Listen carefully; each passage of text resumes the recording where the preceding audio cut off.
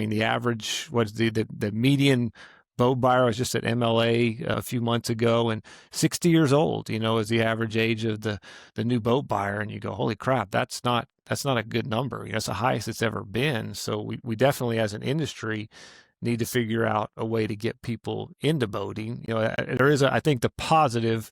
One of the things from that MLA meeting was, the jet ski industry is doing really well, and because I think that's really the only affordable way to get on the water in something new. So I hate to sit back and hope, but if you sit back and hope that gets them hooked on boating to where they can eventually, but it might be 10, 15, 20 years before they can get to where they can afford a new boat. But then what's the price of that new boat then is the other part of it. So yeah, it's a problem. Well, the answer is that ProStar 190. If you still have it, kick your son out and give him that boat. I just think the answer is pre-owned. Stop a motorcyclist from getting into motorcycling or a boater from getting into boating. What it's going to do is the manufacturers are shooting themselves in the foot, because that 60-year-old is going to be 62 and 64 and 66. And so when do you want the guy to start buying a new boat in the 60s or in the 30s or 40s, and then get him, 3 or 4 more times along the way?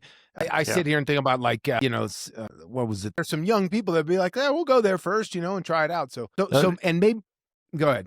I was going to say, that's what we challenge our engineers with all the time. It's like, what can let's think of something, something that nobody's thought of. And it's tough, we've been racking our brain, and I don't know when we'll get there. We're so used to opulence in those boats, and we're so used to it in our cars now that we buy these days. 1988 Hyundai, we look back at that and be like, look at this thing. But you know what? To the guy that could afford that as a first car, his first new car. It's like Tony back in his Subaru Brat days.